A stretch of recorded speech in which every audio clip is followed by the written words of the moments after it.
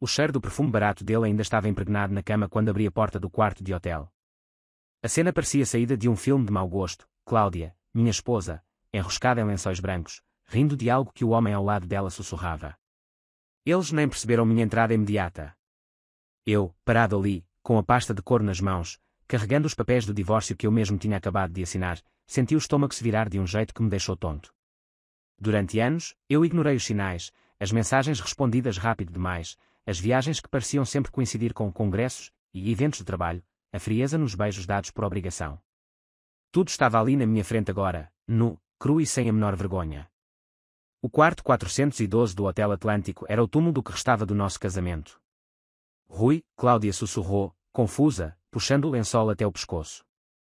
A expressão dela era uma mistura perfeita de culpa e medo, e eu sorri de canto, um sorriso tão frio que eu mesmo mal reconheci vindo de mim. Oi, Cláudia, eu disse, caminhando até a mesinha de canto e deixando a pasta em cima dela com toda a calma do mundo. Não se preocupem, não vou atrapalhar a comemoração de vocês. Só vim entregar um presentinho. O homem ao lado dela, um sujeito loiro de cabelo despenteado e uma tatuagem mal feita no ombro esquerdo, tentou levantar da cama num pulo, como se fosse me enfrentar, mas desistiu no meio do movimento, percebendo que eu não era uma ameaça daquele tipo.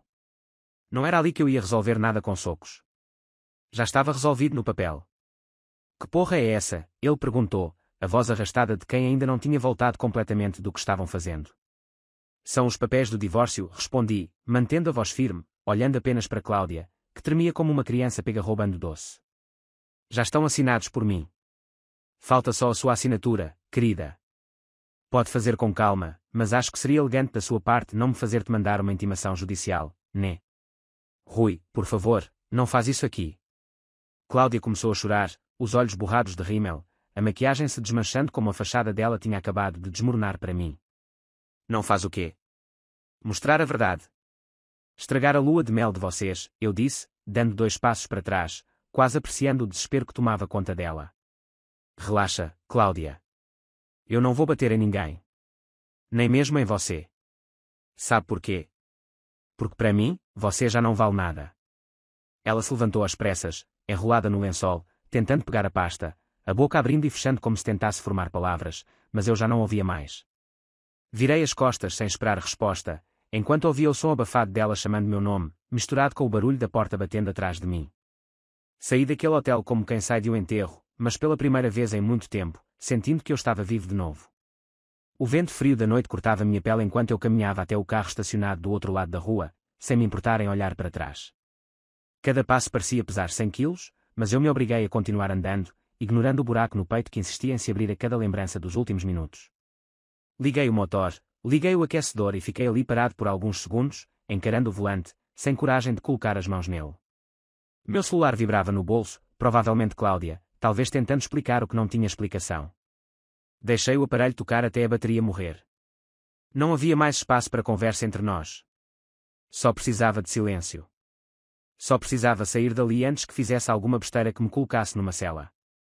Conduzi o carro pelas ruas vazias da cidade como quem dirige sem destino, mas minha mente já sabia para onde eu iria. Eu precisava de respostas, precisava entender até onde ia a traição, precisava saber se era só aquele caso ou se minha vida toda tinha sido uma grande mentira desde muito antes. Peguei o caminho da casa da Carla, a suposta amiga com quem Cláudia alegava passar tantos finais de semana. Ela não sabia que eu já desconfiava fazia tempo. Não era difícil perceber que Carla sempre inventava desculpas estranhas para não me encontrar. Amigos de verdade não desaparecem assim sem motivo. Estacionei em frente ao prédio dela e esperei. Não demorou nem 15 minutos até ver as luzes do apartamento acenderem. Eu sabia que ela não estava fora da cidade como Cláudia dizia. Subi até o 3º andar e toquei a campainha. Carla abriu a porta com uma expressão de susto, usando um moletom velho e pantufas, claramente não esperando visitas. Ela demorou alguns segundos para falar alguma coisa. Rui, o que você está fazendo aqui? Precisamos conversar, eu disse, entrando antes que ela pudesse fechar a porta. Olha, se é sobre a Cláudia, eu não tenho nada a ver com isso, ela disparou, cruzando os braços e se afastando alguns passos. Você sempre soube, acusei, mantendo o tom de voz controlado, mas firme. Sempre cobriu ela. Só quero saber de quanto tempo estamos falando. Carla hesitou, mordendo o lábio inferior e olhando para o chão, como se ali pudesse encontrar uma saída. Depois de alguns segundos de silêncio tenso, ela suspirou e ergueu os olhos, resignada. Uns 2 anos, disse, quase sussurrando. 2 anos. Respirei fundo para não explodir. Enquanto eu trabalhava horas extras para pagar a reforma da casa, ela me traía em hotéis escondidos. Enquanto eu fazia planos para termos filhos, ela ria de mim com outro homem na cama. Quem mais sabia? Perguntei, sentindo o sangue pulsar nas têmporas. A irmã dela, Carla, respondeu, a voz embargada, como se percebesse só agora a gravidade do que estava confessando. A mãe dela, talvez o primo também. Não sei. Não é como se ela escondesse muito bem. Por alguns segundos eu só fiquei ali, olhando para Carla, tentando entender como tanta gente pôde assistir meu casamento desmoronar em silêncio, como se eu fosse o último idiota da festa. Cada palavra que ela dizia era como uma pá de cal em cima da história que eu tinha acreditado estar vivendo. Obrigado, falei, virando-me para sair. Rui, ela chamou, e pela primeira vez a voz dela tinha algo parecido com arrependimento. Ela dizia que te amava, só, dizia que precisava de algo mais. Algo mais do que respeito? Perguntei sem esperar resposta, saindo e batendo a porta com força. Entrei no carro de novo, mas dessa vez não fui para casa. Não tinha mais casa. Pelo menos, não do jeito que eu conhecia. Peguei o caminho do escritório do Rui, meu amigo advogado. Ele tinha dito para eu ligar a qualquer hora se precisasse. Agora precisava. Precisava mais do que nunca. Quando cheguei, ele estava de luz acesa, a camisa social amassada e os olhos cansados.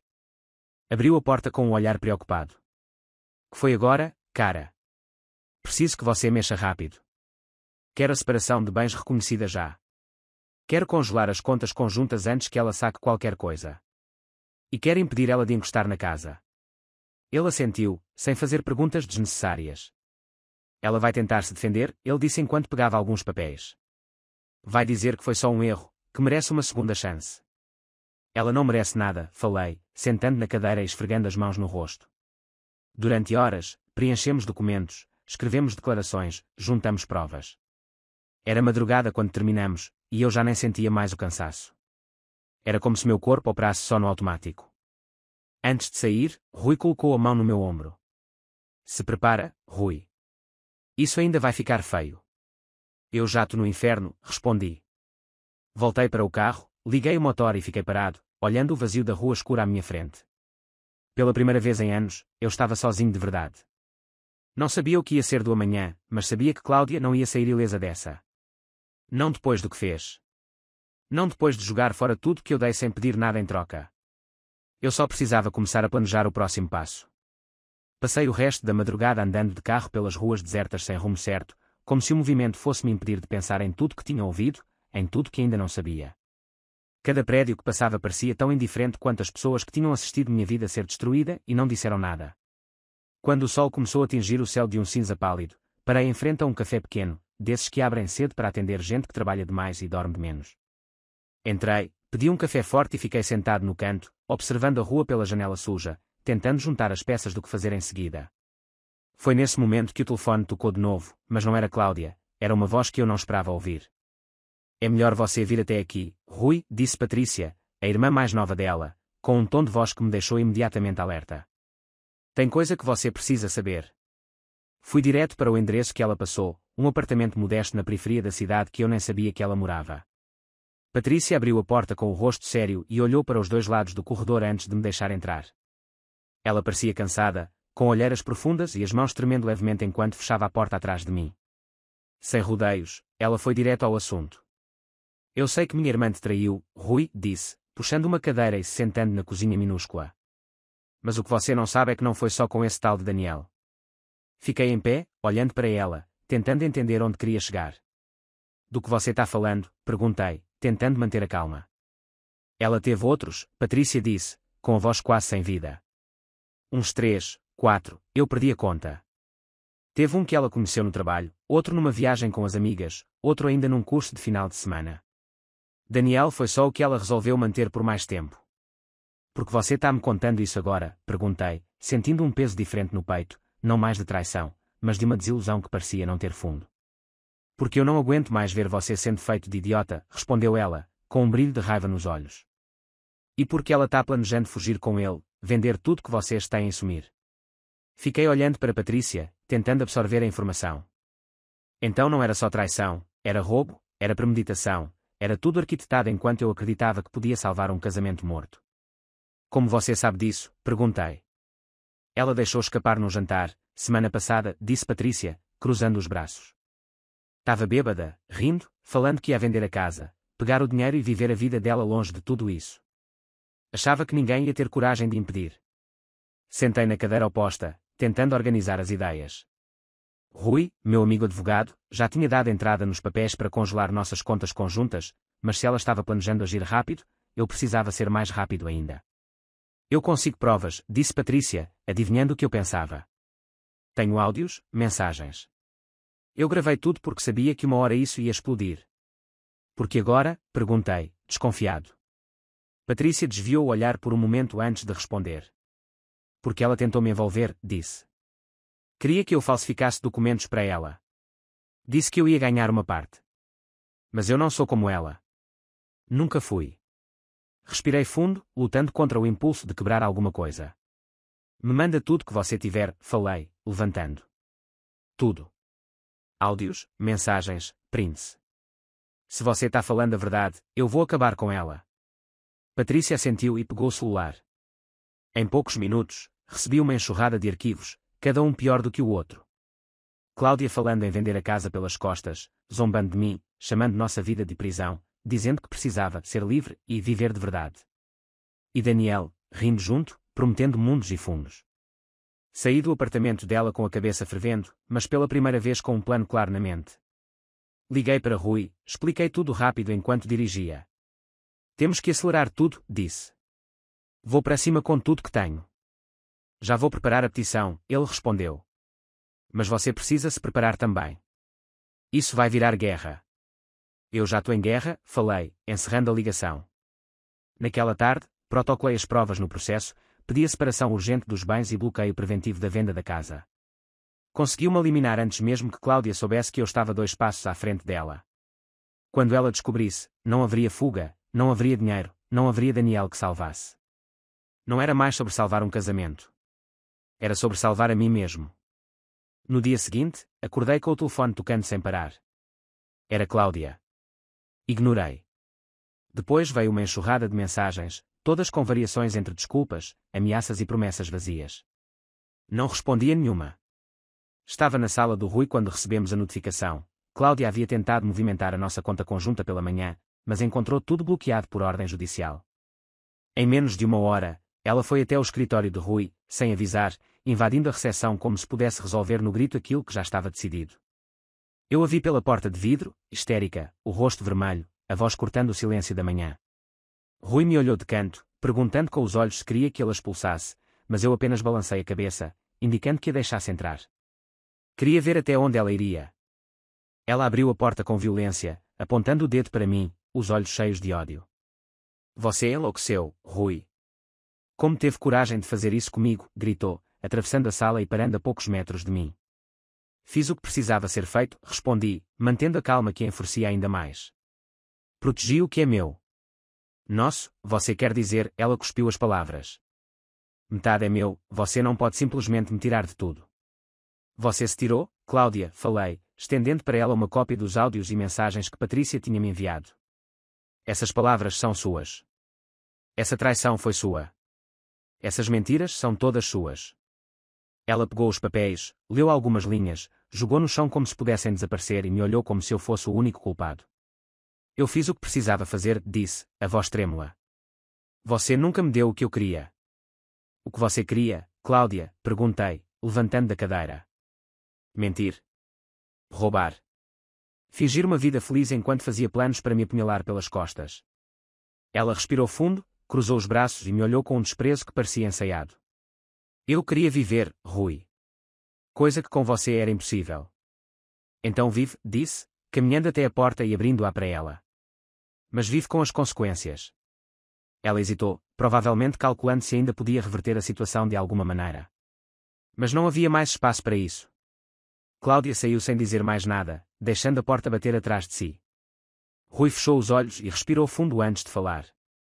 Ela vai tentar alguma coisa, disse, voltando para a cadeira dele. Deixa tentar, respondi. Tudo o que ela fizer agora vai afundar ainda mais. Passei o resto do dia acertando os detalhes finais do processo. Eu queria garantir que, até onde a lei permitisse, ela não encostasse em mais nada do que construí.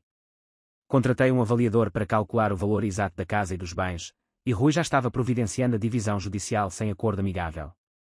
Não havia mais conversa. Não havia mais casamento. Não havia mais Cláudia. Quando saí do escritório, encontrei Patrícia esperando do outro lado da rua, com o rosto tenso, como se carregasse um peso que não sabia como tirar. Ela já sabe que fui eu, disse ela, antes mesmo que eu perguntasse. Me ameaçou. Disse que vai acabar comigo. Você fez a coisa certa, falei, tentando passar uma segurança que eu mesmo não sentia. Eu só não queria mais ver ela destruindo quem não merecia, disse Patrícia, baixando os olhos. Você vai ficar bem, garanti, mesmo sabendo que talvez não fosse verdade. Eu vou garantir isso. Passamos o resto da noite planejando como proteger Patrícia caso Cláudia tentasse algo mais pesado. Documentamos as ameaças, preparamos pedidos de medida protetiva, e deixamos tudo pronto para qualquer emergência. Ela parecia aliviada, mas havia uma sombra de medo nos olhos dela que não ia desaparecer tão cedo. Naquela madrugada, pela primeira vez em semanas, dormi sem pesadelos. Não porque tudo estava resolvido, mas porque finalmente tinha parado de lutar contra a verdade. Cláudia já não fazia parte da minha vida, nem como lembrança boa, nem como ferida aberta. Ela era apenas um erro que eu não repetiria. Quando acordei, vi a mensagem dela, uma última tentativa patética de me fazer mudar de ideia. Você não pode viver sem mim, Rui, dizia a mensagem. Você vai se arrepender. Sorri. Apaguei a mensagem sem responder. Já tinha perdido tempo demais esperando que ela fosse alguém que nunca foi. Eu não precisava de promessas quebradas. Não precisava de mentiras disfarçadas de amor. Precisava apenas seguir em frente.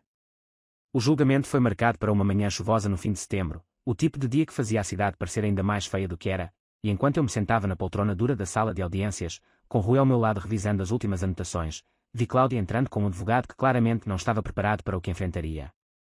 Ela vestia um blazer claro, o cabelo preso com cuidado, a maquiagem impecável, tentando manter a imagem de vítima que tantas vezes soube manipular, mas a expressão dela traiu o nervosismo assim que nossos olhos se cruzaram. O juiz entrou e a audiência começou rápido, sem espaço para teatrinhos emocionais, sem espaço para mentiras doces, apenas fatos frios e documentos duros que falavam mais do que qualquer desculpa que ela pudesse inventar. Rui se levantou primeiro, apresentou todos os áudios, as mensagens, as provas de tentativa de movimentação irregular de conta, a lista de testemunhas que confirmavam o plano dela de fugir com Daniel usando dinheiro que não era só dela. Cláudia tentava disfarçar, mas o desespero crescia a cada nova prova que o juiz analisava com olhos de poucos amigos. O advogado dela pediu uma pausa, tentou alegar que tudo era fruto de um momento de fragilidade emocional, que Cláudia tinha se sentido negligenciada, que o relacionamento já estava deteriorado e que as ações dela eram impulsos de uma mulher perdida. Quando ele terminou, foi a vez de Cláudia falar. Ela levantou, a voz tremia um pouco, mas não de tristeza, de raiva. Rui me abandonou emocionalmente, ela disse, olhando diretamente para mim, como se esperasse que eu baixasse a cabeça envergonhado. Eu procurei apoio onde pude. Eu errei, sim, mas fui levada pelo desespero. Você foi levada pela ganância, respondi, autorizando meu advogado a solicitar a palavra. E planejou tudo enquanto fingia que queria salvar nosso casamento. O juiz apenas levantou a mão para pedir silêncio, anotou algo em sua ficha e disse que daria a sentença ali mesmo. Eu senti meu coração acelerar, mas mantive o olhar firme. O juiz declarou a separação litigiosa com culpa exclusiva de Cláudia, determinou a perda dos direitos dela sobre metade dos bens que normalmente lhe caberiam, congelou as contas para que fossem divididas apenas após a venda da casa e estipulou que Cláudia deveria sair imediatamente do imóvel, sem direito a recorrer da decisão antes da execução. Foi rápido, sem rodeios, como deveria ser. Quando saímos da sala, Cláudia veio atrás de mim no corredor, ignorando o próprio advogado que a chamava de volta. Você destruiu a minha vida, ela disse, com os olhos brilhando de ódio. Você destruiu a sua, respondi, sem diminuir o passo. Ela me agarrou pelo braço, apertando forte, como se quisesse me forçar a ouvir algo. Eu juro que você vai pagar por isso, ameaçou, a voz baixa e carregada de veneno. Puxei o braço com calma, sem dar a ela o prazer de me ver perder o controle. Já paguei, disse, encarando-a de perto. Durante anos. Agora é a sua vez. Deixei-a ali, parada no meio do corredor, cercada de olhares curiosos e indiferentes. Lá fora, a chuva caía pesada, mas eu caminhei até o carro como se nada pudesse me tocar. Rui me alcançou logo depois, batendo de leve no ombro. Fez o que tinha que fazer, disse apenas. Eu sei, respondi, entrando no carro. Nos dias que se seguiram, Cláudia tentou de tudo para reverter a decisão. Tentou apelar, tentou mover ações paralelas, tentou até espalhar mentiras sobre mim entre conhecidos, mas ninguém mais queria ouvir. Até a própria família dela se afastou, envergonhada. Patrícia me enviou uma mensagem curta, dizendo que, apesar de tudo, sentia pena da irmã. Eu apenas respondi que entendia, mas não podia sentir o mesmo. Depois de semanas de papéis, vendas e formalidades, a casa foi finalmente vendida, e eu recebi minha parte limpa, sem que Cláudia pudesse tocar em nada. Comprei um pequeno apartamento em outra cidade, bem longe de tudo aquilo. Nova cidade, novo trabalho, novas pessoas. Sem fantasmas, sem veneno, sem passado batendo à porta.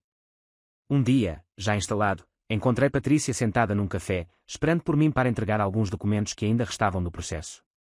Conversamos por alguns minutos, e no final ela perguntou: "Você acha que um dia vai confiar em alguém de novo?" Pensei por um momento antes de responder. "Não sei", falei, olhando para a rua movimentada do lado de fora. "Mas agora pelo menos quem estiver ao meu lado vai ter que ser de verdade." Ela sorriu de leve, sem forçar simpatia. "É um bom começo", disse, levantando e se despedindo com um aceno. Fiquei ali por um tempo, terminando meu café, pensando em tudo o que tinha acontecido. Nenhum final é realmente feliz, não depois de tanta mentira e destruição. Mas existe um tipo de vitória em seguir em frente com a cabeça erguida, mesmo sabendo que nada apaga o que foi feito. Existe uma paz na solidão limpa, aquela que você escolhe, não a que te impõem. Naquela noite, pela primeira vez em muito tempo, dormi sem sonhar com o passado. E isso já era o suficiente para mim.